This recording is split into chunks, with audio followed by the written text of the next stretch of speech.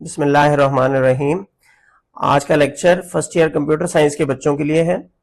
Chapter number 1 से last 2 topics, जिसके अंदर सॉफ्टवेयर की testing, software development tools, debugging के टूल्स और सोर्स कोड रेपोजिटरीज को डिस्कस किया जाएगा। इसमें आपके पास टेस्टिंग की टाइप्स को भी डिस्कस किया जाएगा, आईडीईज और बिल्डिंग टूल्स डिस्कस किए जाएंगे, सोर्स कोड की रेपोजिटरीज और ऑटोमेटेड टेस्टिंग एनवायरनमेंट्स और डिबगिंग के टूल्स एंड टेक्निक्स, इन चीजों को हम इस लेक्चर में डिस्कस करेंगे। तो टॉपिक ऑफ डिस्कशन जो है हमारा वो है सॉफ्टवेयर डिबगिंग और टेस्टिंग। तो पहले तो डिबगिंग को समझ लेते हैं कि डिबगिंग क्या चीज है। जब आप सॉफ्टवेयर डेवलप करते हैं, उसमें जो बग्स रह जाते हैं, जो एरर्स रह जाते हैं, जो इश्यूज आते हैं, इनके ढूंढने के प्रोसेस को डिबगिंग कहते हैं।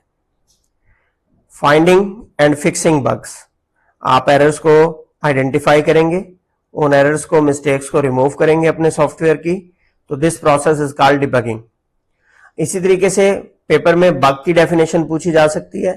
बग्स आर एरर और mistakes in software that cause it to behave unexpectedly, कि ऐसे इश्यूज, ऐसे एरर्स जो आपसे सॉफ्टवेयर में रह जाएं, जिसकी वजह से सॉफ्टवेयर जो एक्सपेक्टेशंस हैं उन पर काम ना कर पाए। अब आपके पास ये जो बग्स और एरर्स हैं, इनकी कैटेगरीज हो सकती हैं। इसमें लॉजिकल एरर भी हो सकते हैं, इसमें सिंटैक्स एरर भी हो सकते हैं, इसमें रन टाइम एरर्स भी हो सकते हैं।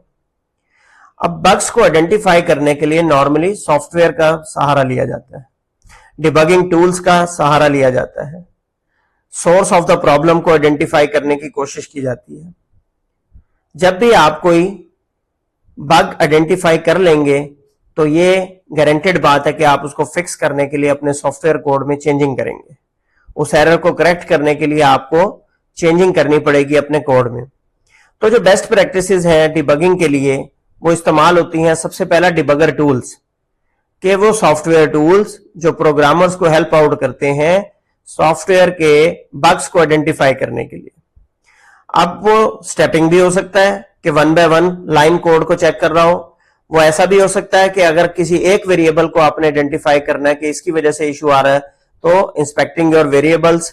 और ऐसा भी हो सकता है कि आपके पूरे प्रोग्राम की इकट्ठी मॉनिटरिंग की जा रही हो।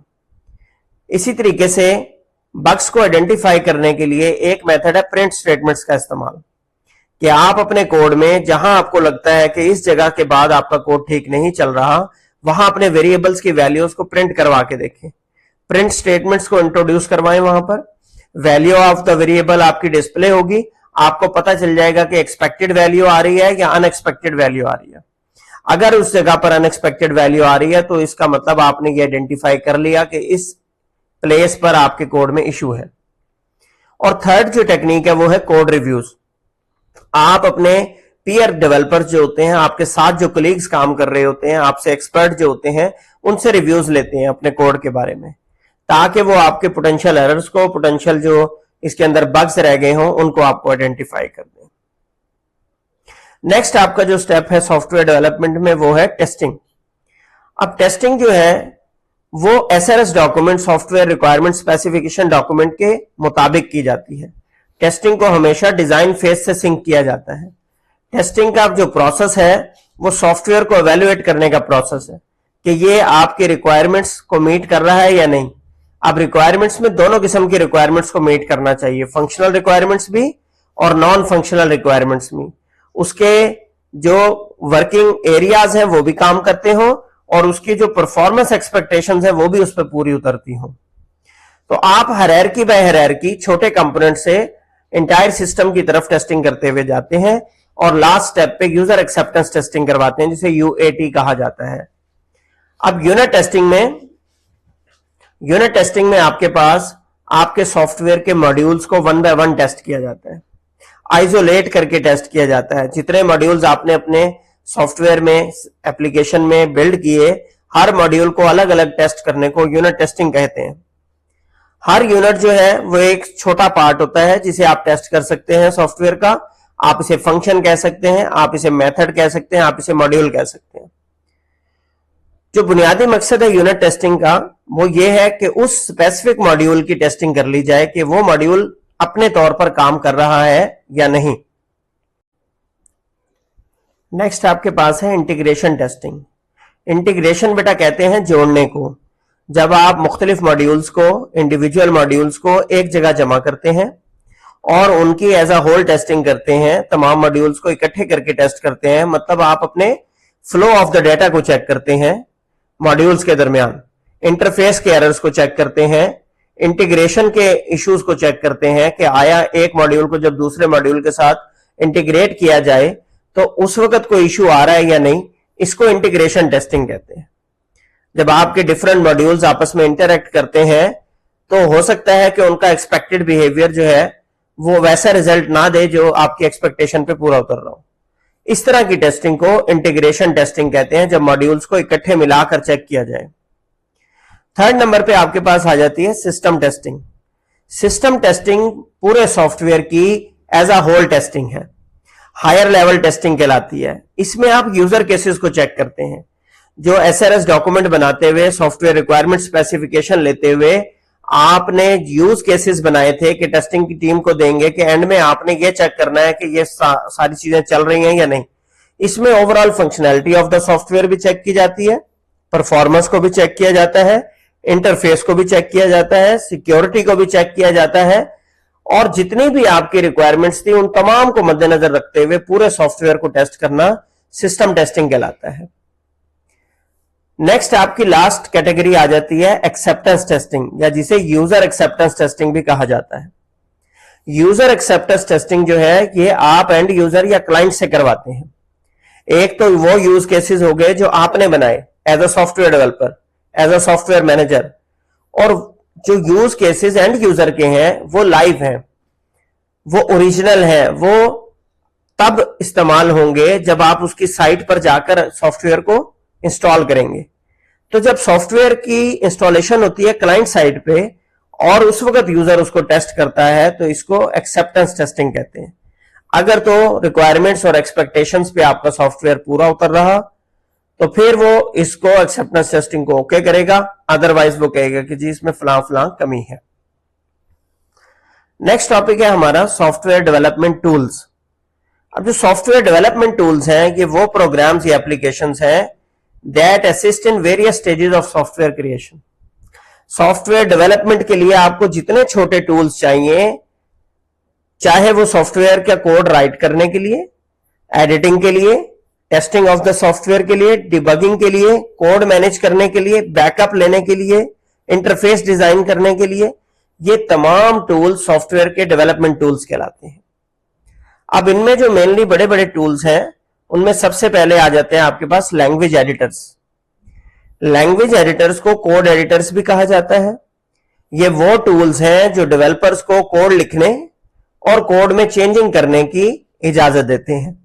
फॉर एग्जांपल मशहूर जो आपके पास एडिटर्स हैं उसमें नोटपैड प्लस प्लस है, और सबसे ज्यादा इस्तेमाल होने वाला जो पॉपुलर एडिटर है वो विजुअल स्टूडियो कोड है। क्यों पॉपुलर है? इस वजह से कि इसके अंदर बहुत सारी लैंग्वेजेस की बिल्ट इन एक्सटेंशंस मौजूद हैं, तो आपको हर लैंग्वेज के लिए अलग अलग एडिटर इस्तेमाल करने की बजाय आप एक विजुअल स्टूडियो कोड इस्तेमाल करें और मुख्तलिफ लैंग्वेजेस जो है आप वहां पर एडिट कर सकते हैं। नेक्स्ट टूल्स में आ जाता है आपके पास ट्रांसलेटर्स। हाई लेवल लैंग्वेज और बाइनरी कोड या मशीन लैंग्वेज। अब आपकी जो मशीन है वो मशीन लैंग्वेज को प्रोसेस करती है, बाइनरी कोड को प्रोसेस करती है, जबकि मार्केट में ज्यादा इस्तेमाल होने वाली जो लैंग्वेजेस हैं वो हाई लेवल लैंग्वेजेस हैं। तो हाई लेवल लैंग्वेजेस को ट्रांसलेटर की जरूरत है ताकि उस कोड को कन्वर्ट किया जा सके ऑब्जेक्ट कोड में, बाइनरी कोड में, मशीन लैंग्वेज कोड में। तो ट्रांसलेटर्स आपके वो सॉफ्टवेयर हैं, वो टूल्स हैं जो आपके high level language programming code को लाइन बाय लाइन या एज अ होल कन्वर्ट करते हैं बाइनरी कोड में। तो इसमें दो बिहेवियर वाले ट्रांसलेटर्स आपको मार्केट में मिल जाते हैं, एक इंटरप्रेटर्स और दूसरे कहलाते हैं कंपाइलर्स। कंपाइलर जो है वो पूरी कोड फाइल को as a whole at a time generate करते हैं बाइनरी कोड में और एक ऑब्जेक्ट फाइल जनरेट कर देते हैं आपके लिए। और जो इंटरप्रेटर्स हैं आपके वो कोड को लाइन बाय लाइन जनरेट करते हैं, लाइन बाय लाइन ट्रांसलेट करते हैं। जहां एरर आएगा, सिंटैक्स एरर, वहीं पे रुक जाएंगे। तो ये ऑब्जेक्ट फाइल जनरेट नहीं करते। इंटरप्रेटर्स को जब भी आपने इस्तेमाल करना होता है वो कोड दोबारा इस्तेमाल करना पड़ता है। नेक्स्ट आपके पास टूल्स की कैटेगरी में डिबगर्स आ जाते हैं। डिबगर्स आपके पास आईडीईज में वो टूल्स हैं जो डेवलपर को एरर्स को फिक्स करने, एरर्स को फाइंड करने में मदद देते हैं। आपने बग्स को आइडेंटिफाई करना है, बग्स को करेक्ट करना है, तो आपको डिबगर्स की जरूरत जरूर पड़ेगी। तो ये आपके कोड को टेस्ट करते हैं, पॉसिबल एरर्स को आइडेंटिफाई करते हैं और लिस्ट डाउन करते हैं। तो इसमें सी और सी प्लस प्लस के लिए एक डिबगर इस्तेमाल होता है मार्केट में जीडीबी के नाम से। इसी तरह विजुअल स्टूडियो आईडीई जो है आपके पास, उसमें भी डिबगर मौजूद है विजुअल स्टूडियो का। तो इनको आप इस्तेमाल कर सकते हैं अपने बग्स को आइडेंटिफाई करने के लिए। नेक्स्ट आपके पास टॉपिक है इंटीग्रेटेड डेवलपमेंट एनवायरनमेंट। आईडीईज क्या होते हैं? अब इंटीग्रेशन का जो मतलब है वो जोड़ देना होता है, और डेवलपमेंट एनवायरनमेंट से यहां पर मुराद है वो तमाम टूल्स जो आपको डेवलपमेंट में मदद देते हैं, वो तमाम टूल्स जो आपको आपके सॉफ्टवेयर डेवलपमेंट में मदद देते हैं। उसमें एडिटर्स भी आ जाते हैं, उसमें कंपाइलर्स भी आ जाते हैं, उसमें लिंकर लोडर भी हैं, उसमें डिबगर्स भी हैं, उसमें वर्जन कंट्रोल सिस्टम भी है, उसमें बैकअप के सिस्टम्स भी हैं। तो अगर ये तमाम टूल्स एक बड़े सॉफ्टवेयर में इकट्ठे कर दिए जाएं, यकजा कर दिए जाएं, तो ऐसे सॉफ्टवेयर को इंटीग्रेटेड डेवलपमेंट एनवायरनमेंट या आईडीई कहा जाता है।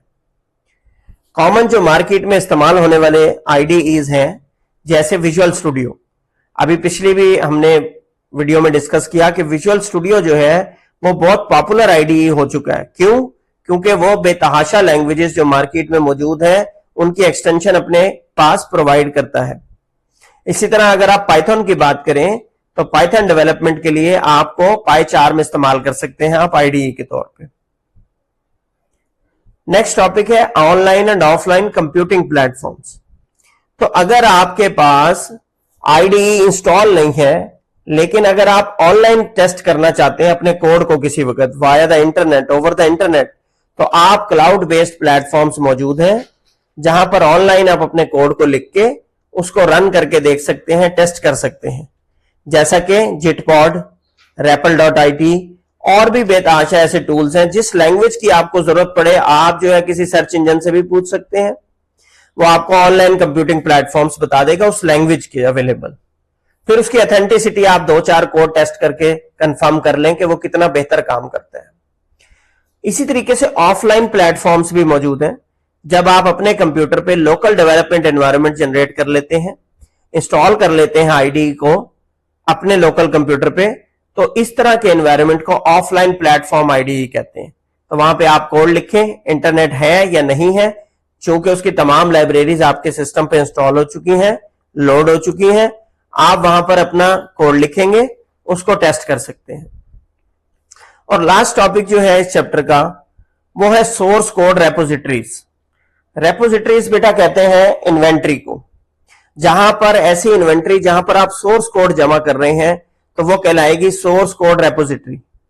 अब ये ऐसे प्लेटफॉर्म्स हैं जहां पर डेवलपर्स अपने कोड को रखते हैं स्टोरेज के लिए, अपने कोड को मैनेज करने के लिए, अपने कोड की चेंजेस को, रिवीजन्स को ट्रैक करने के लिए। रेपोजिटरीज का जो एक इंपॉर्टेंट फंक्शन है वो वर्जन कंट्रोल सिस्टम है। तो ये आपको वर्जनिंग कंट्रोल सिस्टम प्रोवाइड करता है। जब भी आपने कोई चेंज कमिट किया तो नया चेंज जो है वो कमिट होने के बाद आपके कमिट्स के साथ वहां पर मौजूद होता है, और अगर आप बैक जाना चाहें पुराने वर्जन पे तो वो भी आपको अवेलेबल होता है। तो लिहाजा इसमें यह टेंशन खत्म हो जाती है कि पुराना कोड रिमूव हो जाएगा। इस तरह जो डेवलपर्स हैं एक ही प्रोजेक्ट पे विदाउट कॉन्फ्लिक्ट काम कर पाते हैं, और वर्जन कंट्रोल सिस्टम के मुताबिक रोल बैक जाना पड़े तो वो भी अवेलेबल होता है। तो इसमें बड़ी बड़ी जो सोर्स कोड रेपोजिटरीज अवेलेबल है उसमें जिटहब है, बिटबकेट है, इनको आप इस्तेमाल करके देखें। जिटहब जो है वो ओपन सोर्स प्रोजेक्ट है और बिटबकेट के दोनों किस्म के प्रोजेक्ट मौजूद है। पब्लिक रेपोजिटरी भी मौजूद है और प्राइवेट रेपोजिटरी भी मौजूद है। इसके अलावा ओपन सोर्स कोड रेपोजिटरीज में बेतहाशा ऐसे एग्जांपल्स हैं जो लिनक्स बेस्ड प्लेटफॉर्म पे भी चलते हैं, उनको भी आप इस्तेमाल कर सकते हैं। वीडियो से रिलेटेड आपका कोई क्वेश्चन हो तो आप कमेंट सेक्शन में पूछ सकते हैं। चैनल को सब्सक्राइब कर लें। वीडियो को एंड तक देखने के लिए शुक्रिया। जज़ाकल्लाहु खैर।